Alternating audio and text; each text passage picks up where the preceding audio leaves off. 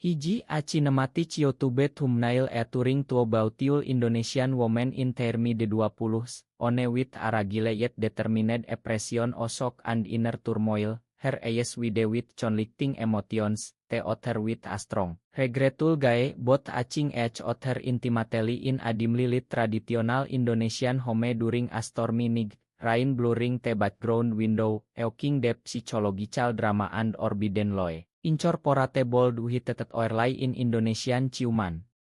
Terlarang yang menghancurkan segalanya centered prominently, with subtle rainbow who symboling themes blended into the misty atmosphere. Reaction aces highlighting vulnerability and strength to draw emotional intrigue or Indonesian audiences. 2. Ciuman rahasia yang menghancurkan ikatan keluarga. 3. Ilehiji. Di malam hujan deras yang mengguyur Jakarta, Aisyah berdiri di depan jendela kamar hotel mereka, air mata bercampur dengan tetesan hujan yang mengalir di kaca. Tiba-tiba, Sari, saudara tiri yang lebih tua, mendekat dari belakang dan memeluknya erat, bibirnya menyentuh bibir Aisyah dalam ciuman yang tak terduga, penuh gairah yang selama ini tertahan. Saat itu, dunia Aisyah runtuh, Aisyah mendorong Sari menjauh. Hatinya hancur antara rasa cinta yang baru disadari dan rasa malu yang membara, meninggalkan ruangan itu dengan langkah gontai, meninggalkan Sari sendirian dalam kegelapan. Aisyah berlari keluar hotel, hujan membasahi pakaiannya, tapi dia tak peduli. Pikirannya berputar-putar, bagaimana ini bisa terjadi? Sari adalah saudara tiri yang datang ke keluarganya setelah ibu Aisyah menikah lagi dengan ayah Sari 5 tahun lalu. Mereka tumbuh dekat seperti saudara kandung, berbagi rahasia, mimpi, dan tawa di rumah sederhana di pinggiran Jakarta. Tapi malam ini, selama liburan keluarga di Bali yang seharusnya menyenangkan, semuanya berubah. Aisyah ingat bagaimana Sari selalu melindunginya dari ejekan teman sekolah, bagaimana mereka berdua sering tidur satu kamar saat kecil, tapi sekarang, ciuman itu membuat semuanya terasa salah. Apakah ini dosa? Apakah ini cinta? Aisyah tak tahu, tapi yang pasti, dia tak bisa kembali ke kamar itu sekarang. Pagi harinya, keluarga berkumpul untuk sarapan di restoran hotel. Ayah tiri Aisyah, Pak Budi, seorang pengusaha kecil yang taat beragama, tersenyum lebar sambil bercerita tentang rencana snorkeling hari ini. Ibu Aisyah, Bu Ratna, sibuk menyendok nasi goreng untuk semua. Sari duduk di seberang Aisyah, matanya menghindari kontak, tapi Aisyah bisa merasakan ketegangan di udara. Kenapa kalian berdua diam saja? Biasanya cerewet, tanya Bu Ratna sambil tertawa. Aisyah memaksakan senyum, tapi hatinya berdegup kencang. Sari menjawab dengan suara pelan, capek malam tadi, Bu. Hujan deras banget. Aisyah tahu itu bohong, malam tadi adalah awal dari badai yang lebih besar di hati mereka. Sepanjang hari, Aisyah menghindari Sari. Saat snorkeling di pantai Sanur, Aisyah berenang sendirian, membiarkan air laut menyembunyikan air matanya. Dia ingat masa kecilnya di Jakarta, di mana masyarakat sekitar selalu menekankan nilai-nilai tradisional, pernikahan antara pria dan wanita, keluarga yang harmonis, dan agama yang menjadi panduan utama. Aisyah dibesarkan di keluarga Muslim yang moderat, tapi dia tahu betul bagaimana tetangga bergosip tentang orang-orang yang berbeda. Apakah dia berbeda? Pikiran itu membuatnya takut. Sore itu, saat keluarga beristirahat, Sari menyusul Aisyah ke kamar mandi umum di pantai. Aisyah, kita harus bicara, bisik Sari. Aisyah menggeleng, jangan. Ini salah. Tapi Sari memegang tangannya, aku nggak bisa bohong lagi. Aku cinta kamu bukan sebagai saudara. Konflik itu mulai membara di dada Aisyah. Malam itu, kembali ke hotel, Aisyah tak bisa tidur. Dia memikirkan masa lalu, saat Sari pertama kali datang ke rumah, Aisyah merasa cemburu karena Sari lebih cantik, lebih pintar, dan selalu menjadi pusat perhatian. Tapi seiring waktu, cemburu itu berubah menjadi kekaguman, lalu sesuatu yang lebih dalam. Apakah itu cinta? Aisyah tak pernah berpikir demikian, dia selalu menganggap dirinya normal, seperti gadis-gadis lain yang bermimpi menikah dengan pria tampan. Tapi sekarang, setelah ciuman itu, tubuhnya bereaksi berbeda. Dia merasa bersalah, takut pada Tuhan, takut pada keluarga. Apa yang akan dikatakan Pak Budi jika tahu? Beliau yang selalu mengajak sholat berjamaah, yang bercerita tentang pentingnya menjaga nama baik keluarga. Pagi berikutnya, Aisyah memutuskan untuk berpura-pura semuanya baik-baik saja. Tapi Sari tak bisa. Saat mereka berdua sendirian di balkon hotel, Sari berkata, "Aisyah, aku tahu kamu juga merasakannya. Kenapa kita harus sembunyikan?" Aisyah marah, "Karena ini Indonesia, Sari. Di sini orang seperti kita bisa diusir dari keluarga, dihina masyarakat. Kamu ingat kasus tetangga kita yang diceraikan karena rumor?" Sari diam, matanya berkaca-kaca. "Tapi aku nggak bisa hidup bohong lagi. Aku sudah capek berpura-pura." Aisyah merasa hatinya teriris, dia tahu Sari pernah punya pacar pria, tapi selalu putus karena alasan yang tak jelas. Sekarang, Aisyah sadar, alasan itu adalah dirinya. Liburan yang seharusnya menyegarkan justru menjadi neraka. Di pesawat pulang ke Jakarta, Aisyah duduk di samping Sari, tapi tak ada kata yang terucap. Pikiran Aisyah penuh dengan pertanyaan, apakah ini pilihan yang salah? Apakah dia harus melawan perasaannya demi keluarga? Saat mendarat, Aisyah melihat Sari menangis diam-diam, itu adalah awal dari perjuangan panjang yang akan menguji segalanya. Ile 2. Kembali ke rutinitas di Jakarta, Aisyah mencoba melupakan kejadian di Bali. Dia fokus pada kuliahnya di Universitas Indonesia, jurusan psikologi, di mana dia belajar tentang konflik batin manusia. Ironisnya, pelajaran itu justru membuatnya semakin gelisah. Setiap malam, dia bermimpi tentang Sari, tentang ciuman itu, dan bangun dengan rasa bersalah yang semakin dalam. Sari, yang bekerja sebagai desainer grafis di sebuah agensi kecil, juga menghindari Aisyah. Mereka tinggal di rumah yang sama, tapi seperti orang asing, sarapan tanpa bicara, malam hari masing-masing di kamar. Suatu hari, Aisyah bertemu dengan teman kuliahnya, Rina, yang terbuka tentang orientasi seksualnya. Rina adalah lesbian yang bangga, meski hidupnya tak mudah di Indonesia. "Kamu kelihatan kusut, Sa. Ada masalah?" tanya Rina saat mereka minum kopi di kampus. Aisyah ragu, tapi akhirnya curhat. "Aku bingung dengan perasaanku ke seseorang." Rina tersenyum paham, cewek. "Itu normal, Sa. Di sini banyak yang sembunyi, tapi kamu nggak sendirian." Kata-kata itu memberi Aisyah sedikit harapan tapi juga ketakutan. Bagaimana jika keluarga tahu? Pak Budi pernah bilang orang seperti itu dosa besar, harus disembuhkan. Sementara itu, Sari mulai bertemu dengan seorang pria, Andi, rekan kerjanya. Sari berusaha meyakinkan diri bahwa ini cara untuk normal lagi. Mereka kencan, tapi Sari selalu teringat Aisyah. Suatu malam, saat Andi mencoba menciumnya, Sari menolak dan pulang menangis. Di rumah, dia menemui Aisyah yang sedang belajar. "Aisyah, aku coba lupain kamu. Aku pacaran sama Andi." Aisyah merasa jantungnya hancur, cemburu membara, tapi dia bilang, "Baguslah. Itu yang benar." Tapi malam itu, Aisyah tak bisa tidur, memikirkan Sari dengan orang lain.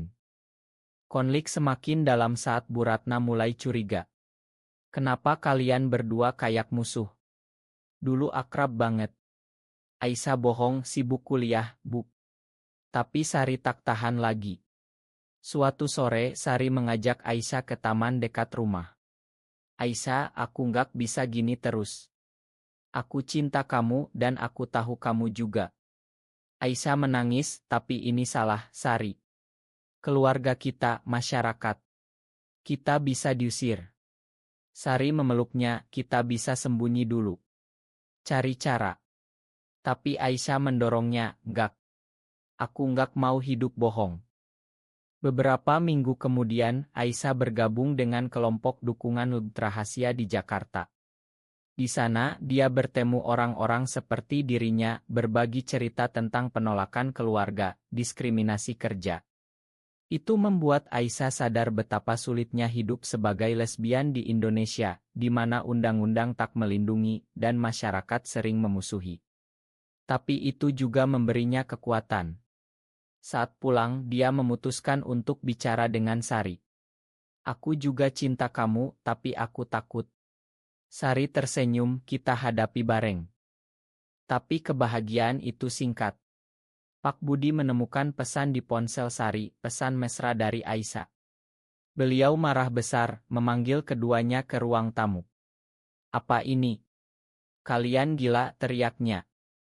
Bu Ratna menangis, "Ini dosa anak-anak. Kalian harus berubah." Sari membela, "Ini bukan pilihan, Pak. Ini kami." Tapi Pak Budi mengusir Sari, "Pergi dari rumah ini." Aisyah menangis, "Pak, jangan." Tapi Sari pergi, meninggalkan Aisyah sendirian dengan keluarga yang hancur. Ile Tiluk. Sari pindah ke apartemen kecil di Jakarta Selatan, bekerja lebih keras untuk bertahan. Dia merasa dikhianati oleh keluarga, tapi lebih sakit karena jauh dari Aisyah. Setiap hari, dia bertemu komunitas LGBT, belajar tentang hak-hak mereka, meski di Indonesia itu masih tabu. Aisyah, di rumah, menghadapi tekanan dari orang tua. Pak Budi memaksanya ke psikolog, "Kamu harus disembuhkan." Bu Ratna berdoa setiap malam, "Tuhan, kembalikan anakku ke jalan benar." Aisyah berpura-pura patuh, tapi diam-diam bertemu Sari. Mereka bertemu di kait tersembunyi, berpegangan tangan di bawah meja. "Aku kangen kamu," kata Aisyah. Sari menjawab, "Aku juga. Tapi kita harus hati-hati." Tapi pertemuan itu berisiko. Suatu hari, teman keluarga melihat mereka dan lapor ke Pak Budi. Beliau marah, "Kamu bohongi kami. Kamu pilih Sari atau keluarga?" Aisyah menangis, "Aku nggak bisa pilih, Pak." Pak Budi ultimatum, "Kalau gitu, keluar dari rumah." Aisyah pindah ke tempat Sari, hidup bersama sebagai pasangan. Tapi masyarakat sekitar mulai bergosip. Tetangga apartemen memandang sinis, bos Sari memecatnya karena rumor. "Di Indonesia, image perusahaan penting," kata bosnya. Sari depresi, "Ini harga yang harus kita bayar." Aisyah kuatkan, "Kita kuat bareng."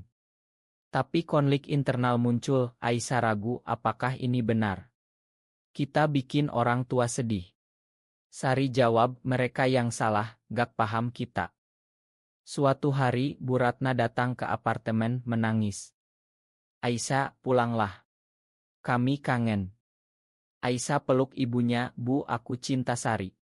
Bu Ratna shock, "Tapi ini salah menurut agama." Debat panjang terjadi tentang interpretasi agama, tentang cinta yang tulus. Bu Ratna pergi dengan hati berat, tapi mulai ragu dengan keyakinannya. Sementara itu, Aisyah dan Sari bergabung dengan aktivis LGBT, ikut demo kecil-kecilan untuk hak setara. Tapi itu berbahaya, polisi sering intervensi, masyarakat memusuhi. Sari terluka saat demo, luka fisik dan emosional. "Kenapa kita harus berjuang segini keras?" tanya Sari. Aisyah jawab, "Karena cinta kita layak." Konflik mencapai puncak saat Pak Budi sakit, serangan jantung karena stres. Bu Ratna salahkan Aisyah, "Ini karena kamu." Aisyah datang ke rumah sakit, tapi Pak Budi tolak. "Kamu bukan anakku lagi." Aisyah hancur, tapi Sari dukung, "Kita punya satu sama lain." Ile opat. Hidup bersama membuat Aisyah dan Sari semakin dekat, tapi juga penuh ujian. Sari dapat pekerjaan baru, tapi gajinya kecil. Aisyah lanjut kuliah, tapi fokusnya terganggu. Mereka bertengkar sering tentang uang, tentang masa depan. "Kita bisa nikah di luar negeri?" tanya Sari. Aisyah geleng, "Di sini, gak mungkin. Kita harus sembunyi selamanya." Suatu hari, Andi, mantan Sari, datang kembali. "Aku tahu tentang kalian. Aku bisa bantu sembunyikan." Tapi Andi punya motif lain, dia masih cinta Sari dan coba pisahkan mereka. Andi bilang ke Aisyah, Sari sebenarnya nggak yakin. Dia bilang ke aku.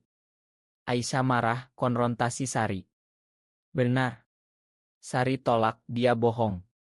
Tapi keraguan muncul, membuat mereka renggang. Pengkhianatan datang dari dalam. Rina, teman Aisyah, ternyata iri dan sebarkan rumor di komunitas. Aisyah dan Sari cuma main-main. Itu membuat mereka diusir dari kelompok dukungan. Sari depresi berat, coba bunuh diri. Aisyah selamatkan, jangan tinggalkan aku. Saat itu mereka sadar betapa rapuh hubungan mereka. Pak Budi pulih, tapi hatinya lembut. Beliau hubungi Aisyah, Pak mau bicara. Pertemuan emosional terjadi. Pak Budi cerita masa mudanya, tentang teman yang berbeda dan dihukum masyarakat. Pak takut kamu menderita seperti dia. Aisyah jelaskan, kami bahagia, Pak. Tolong pahami. Pak Budi ragu, tapi mulai terbuka. Tapi Bu Ratna masih tolak. Dia ajak Aisyah ke pengajian, ini cara sembuh. Aisyah ikut, tapi malah bertemu ustadzah yang progresi, bilang cecinta tak dosa jika tulus.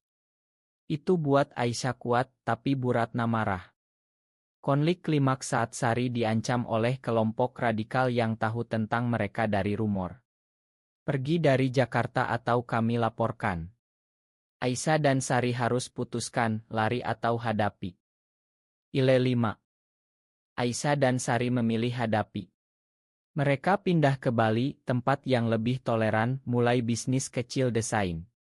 Hidup mereka stabil, tapi masa lalu menghantui. Pak Budi datang kunjungi, Pak minta maaf. Pak belajar banyak. Rekonsiliasi terjadi, meski lambat. Bu Ratna ikut, pelan-pelan terima. Tapi tak semua bahagia. Sari dapat tawaran kerja di luar negeri, tapi Aisyah ragu tinggalkan keluarga. Kita pergi bareng, tanya Sari. Aisyah jawab, aku takut kehilangan semuanya lagi. Keputusan sulit, Sari pergi sendirian, hubungan jarak jauh. Tapi jarak membuat mereka renggang, Sari bertemu orang baru. Pengkhianatan akhir, Sari selingkuh, bilang ke Aisyah. Ma, aku lemah. Aisyah hancur, tapi makan. Kita sudah bayar mahal untuk ini. Mereka putus, tapi tetap teman. Aisyah kembali ke Jakarta, fokus karir sebagai psikolog, bantu orang. Dia sadar, cinta itu rumit, penuh pengorbanan. Apakah mencintai seseorang dengan jenis kelamin sama selalu berakhir dengan penderitaan di masyarakat seperti Indonesia, atau bisakah kita ubah norma itu dengan keberanian?